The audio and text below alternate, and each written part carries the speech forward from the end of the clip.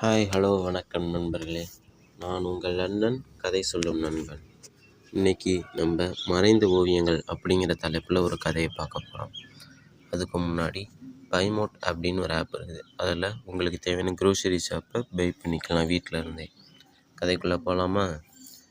ஆரம்பத்தில் ஒரு விஜய் அப்படிங்கிற ஒரு இளம் ஓவியர் சென்னையில் இருக்கிற ஒரு கலை கண்காட்சியில் அவரோட ஓவியங்களை விற்க முயற்சித்தார்.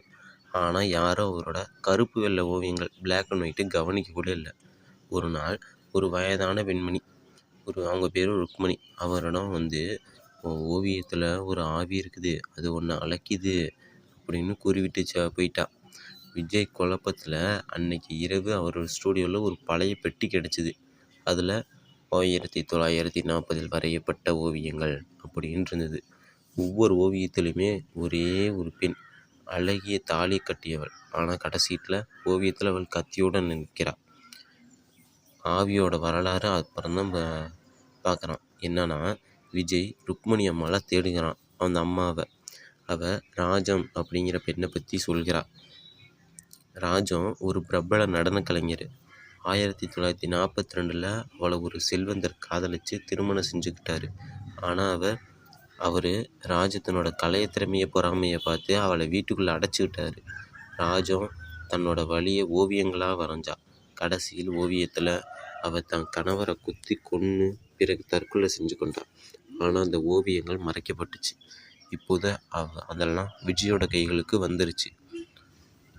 விஜய் அந்த ஓவியங்களை கண்காட்சியில் வைக்கிறாரு. ஆனால் ஒவ்வொரு நாளும் ஓவியத்திலிருந்து ரத்த துளிகள் விழுகுது.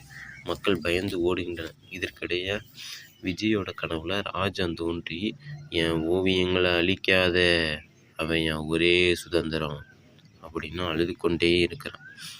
விஜய் தீர்மானிக்கிறான், ராஜத்தோட கணவரின் பேரன் இப்போது ஒரு பிரபல கலை திரட்டினர். அதாவது இப்போ அங்கங்கே இருக்கிற கலையெல்லாம் வாங்கி வச்சுக்கோங்கள, அந்த மாதிரி ஒரு கலை திரட்டினர். அவரே இந்த ஓவியங்களை அழிக்க முயற்சிக்கிறாரு. ஏன்னா இந்த மாதிரி பேய் இருக்குது, அவங்க மிரட்டுறாங்க அப்படின்னு நினச்சிக்கிட்டு.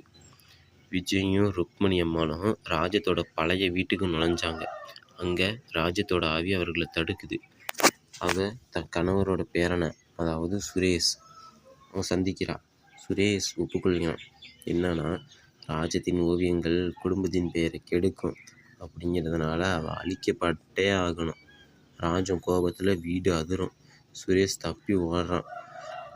அந்த பேரை விஜய் ராஜத்தை சமாதானப்படுத்த அவளது ஓவியங்களை உலகம் காணும் அப்படின்னு உறுதியளித்தான்.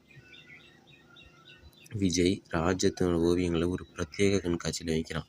ஆயிரக்கணக்கானோர் வந்தாங்க. ராஜத்தோட வரலாற்றை அறிஞ்சுக்கிட்டாங்க. ஓவியங்கள் இருந்து வந்த ரத்தம் விழுறது நிற்கிது. ராஜத்தனோட ஆவியாக அமைதியாக அடைஞ்சுது.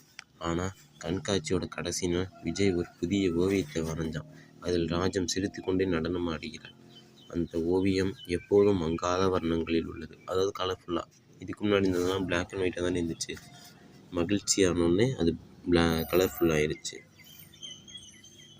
அதே மாதிரி நம்ம லைஃப்பும் சின்ன விஷயத்துக்காக பிளாக் அண்ட் ஒயிட்டாக வாழணுங்கிற அவசியம் இல்லை. கொஞ்சம் மாற்றினா நம்மளும் கலர்ஃபுல்லாக வாழலாம்.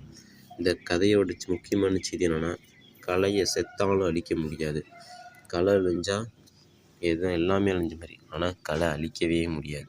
ராஜத்தோட உணர்ச்சிகள் ஓவியங்கள் அமர்ந்திருந்ததில்ல, அது மாதிரி பெண்களோட குரலை வரலாறு மறக்க முடியாது. ராஜத்தோட போராட்டம் இன்னும் பொருத்தமானது. அந்த மாதிரி நீங்கள் சொல்லுங்கள், இப்போ கடைசீட்டில் ராஜத்தோட ஆவி எந்த ஓவியத்தில் இருந்திருக்கும் அப்படின்னு?